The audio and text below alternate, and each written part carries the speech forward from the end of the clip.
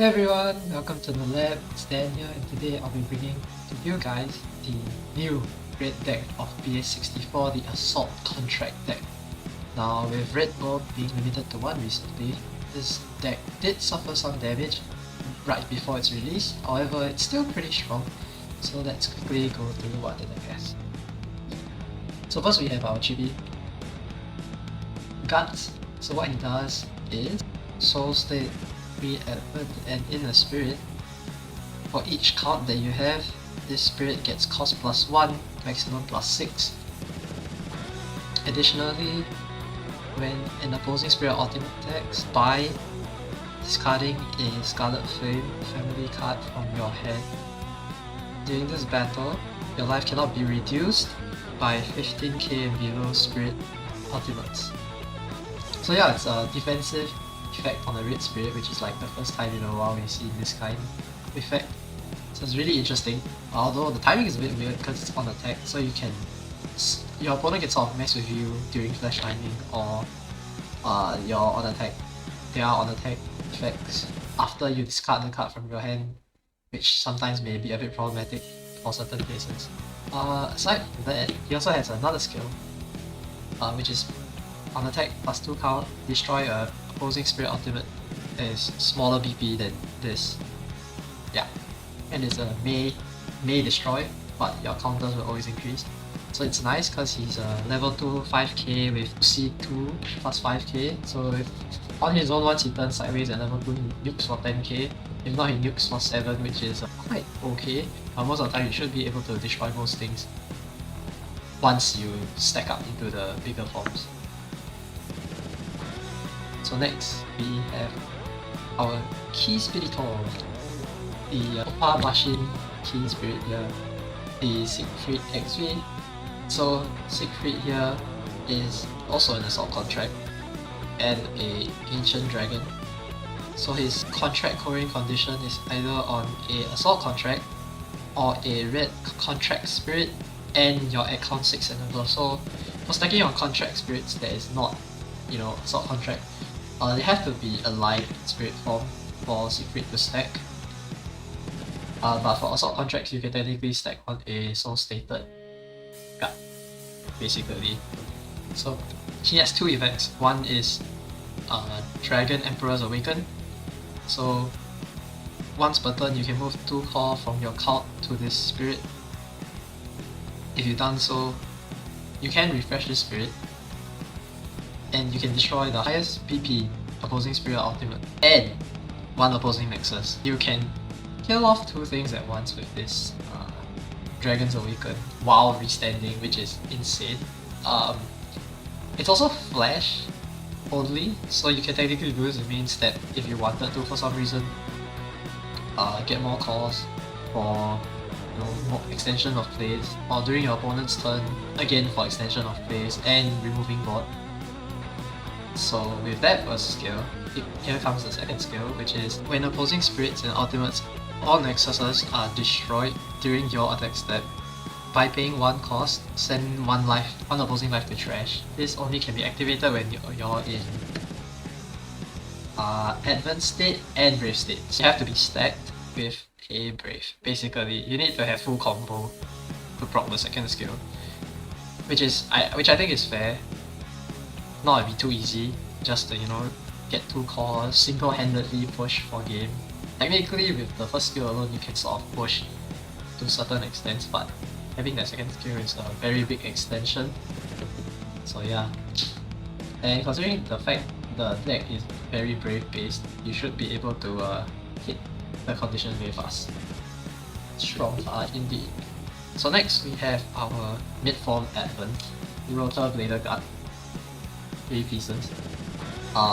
Reason being, he's the best Advent in the deck, other than Siegfried, for finishing. Like, this is your best game, because on attack you draw 1 card.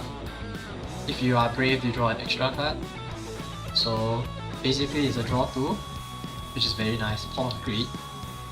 And he has a OC effect that is flash during other players' attacks that by discarding one card from your hand, you can destroy a Spirit Ultimate with smaller BP than this, which is really nice because he is 16k on OC maximum, which hits a lot of the good targets already, and then if you decide to brave him, you get at least plus 3, plus 4, plus 5k, so that will be 19, 20 and 21k. That gets rid of like a lot of the early game aggression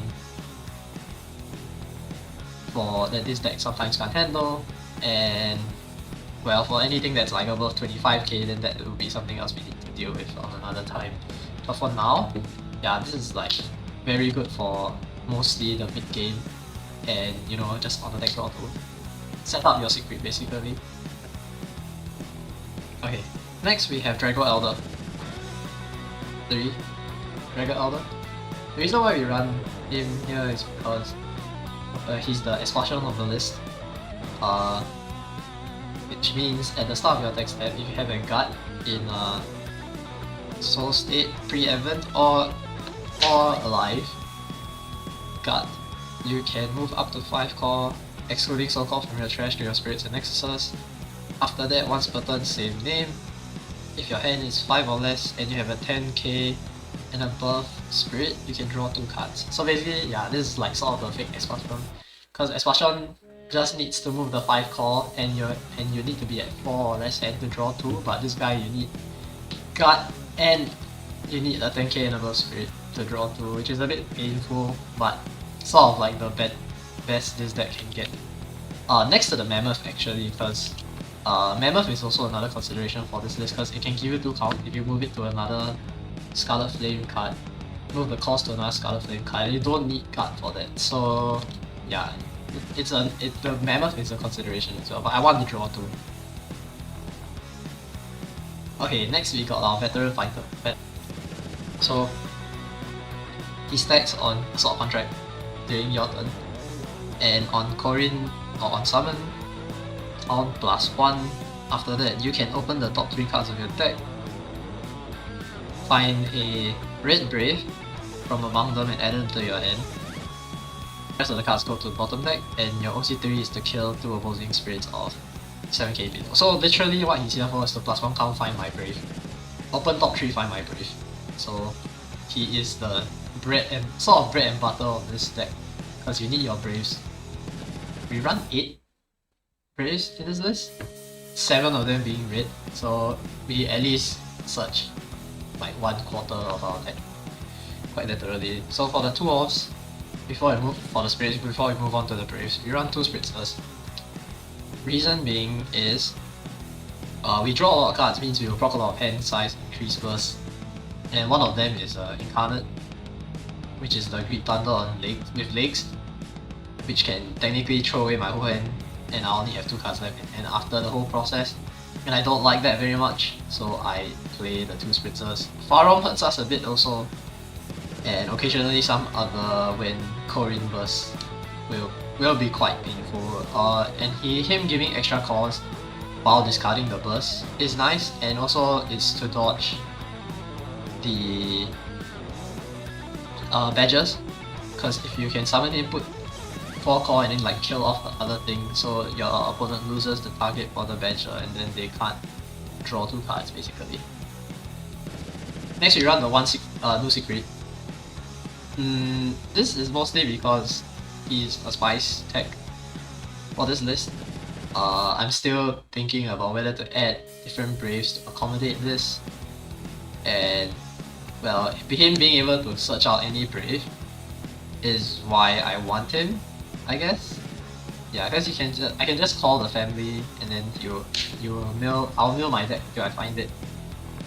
But may not be the best of ideas unless I decide to add more Braves that are generic. But this is just a consideration flex for faster finishes. Okay, we run the 1 Febrani. He's been limited, but his purpose here is when your count hits 2 or more, you can open him and then activate his burst effect, which is if you have a red symbol, you draw 2 cards. Basically a forcible burst draw, free 2 draw, which is what the deck wants, because we're going to be discarding hands for defenses and we need the extension of plays anyway. The 1 Mark 6, I say more.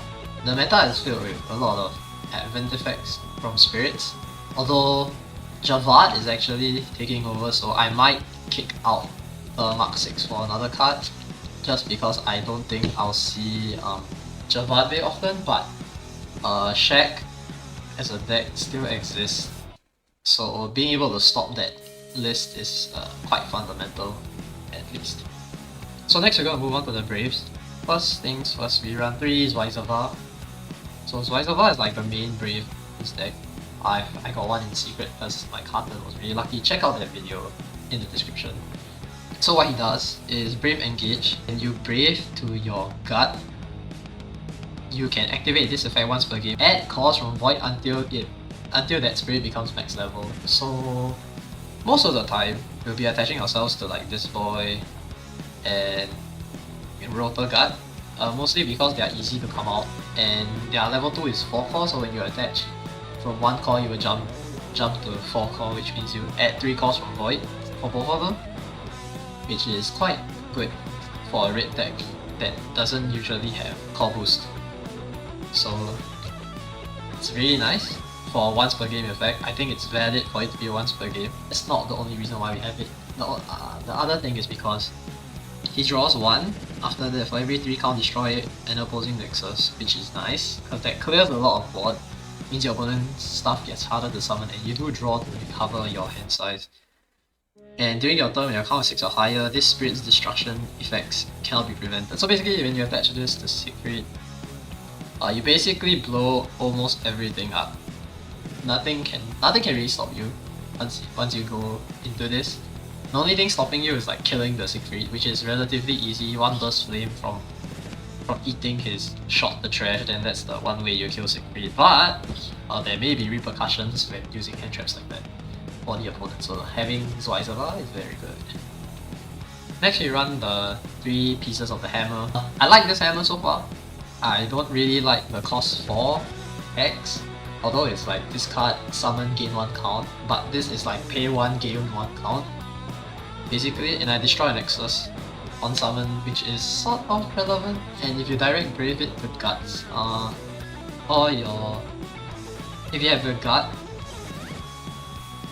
your effects that destroy opposing spirit ultimates and Nexuses cannot activate their effects. So basically you like blank text the stuff, so they can't use their Wendy field effects basically, which is nice. Although he doesn't have a symbol, but literally is just here to proc the other things and give me count, so that my gut will be a lot better, will be stronger. So technically, if a new Brave were to come out that has slightly better text, then this will be the first to go.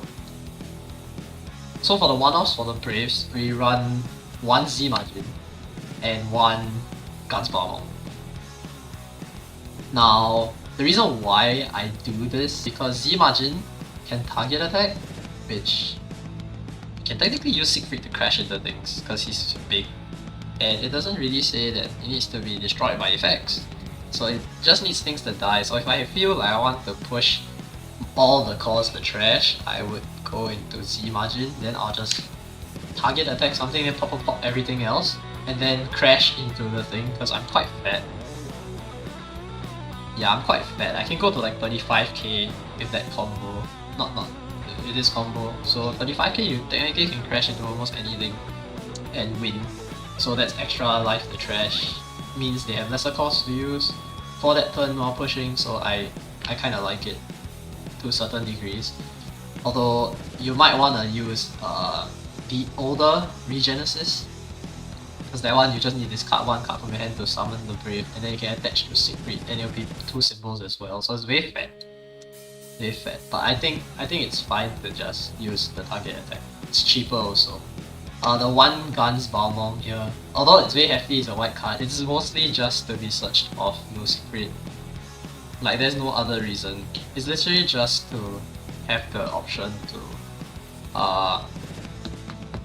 like if I somehow have this, like I can, like my board is empty, I go into him, I stack him, I have unblockable swings, and then if I somehow it gets separated and this doesn't die, this is technically a Sieg, so this can attach to the Sieg, ignoring that it's Brave. So it's like it's Brave, but it's like treated as having like no graves on it, then I can attach Zweiserma plus this, and then it's 3 plus 1 from the on attack. 2, so it's like 2 to trash, hitting for 3 kind of thing. It's just some random spice that I want to try using. Although I never really got to pull it off yet, but I think it's something worth testing. For the magics, we run 2 laser volley. We need to stop diamond walls basically, and attack steps. That's mostly why it's here. This is fine, so it's like a 2-in-1.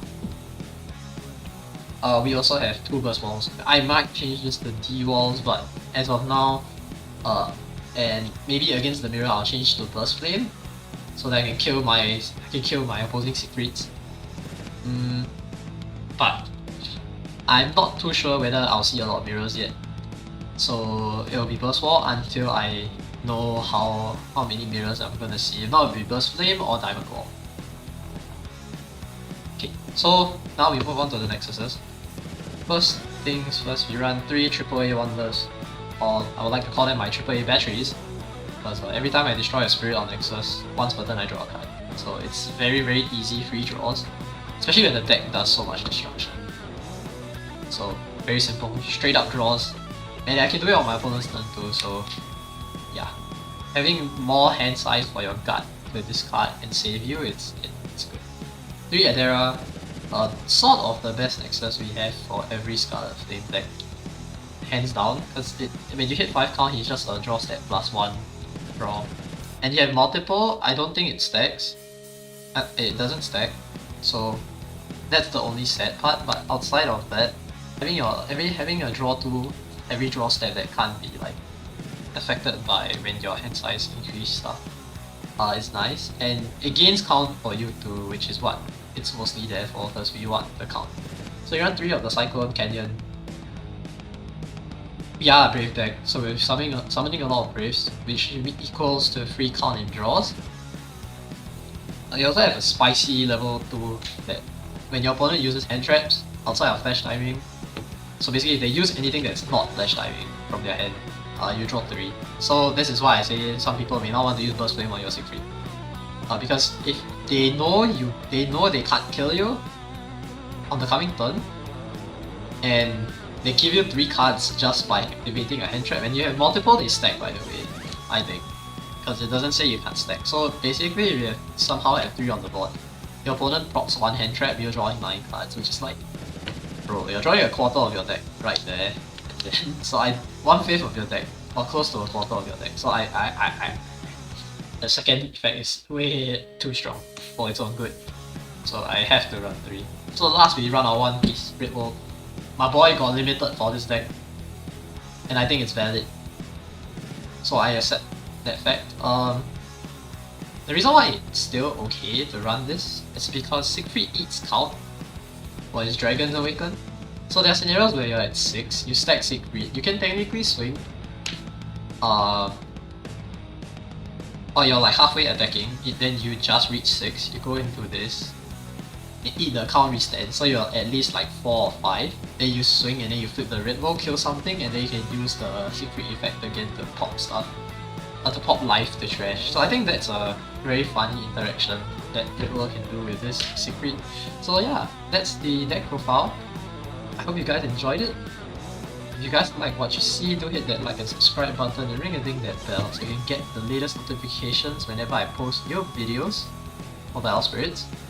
I have a tournament happening in June, so check out my Facebook page, also link in the description.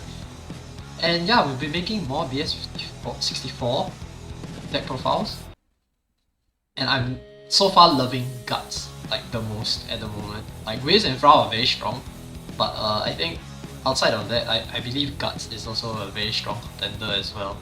So I hope you guys enjoyed this deck profile, and I'll see you again in the next one. Ciao!